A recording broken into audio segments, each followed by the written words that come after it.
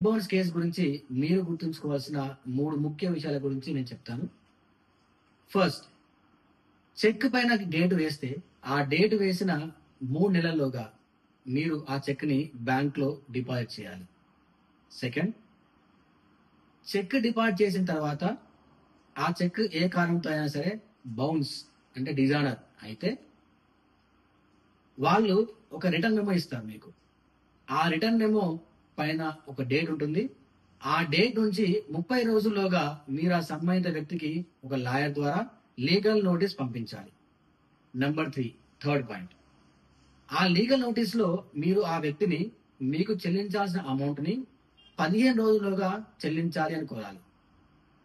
15 రోజుల్లోగా అతను చెల్లించకపోతే ఆ 15వ రోజు నుంచి 30 రోజుల్లోగా 15థ్ డే నుండి నెక్స్ట్ 30 రోజుల్లోగా మీరు ఆ వ్యక్తి పైన కోర్టులో చెక్ బౌన్స్ కేసు వేయొచ్చు.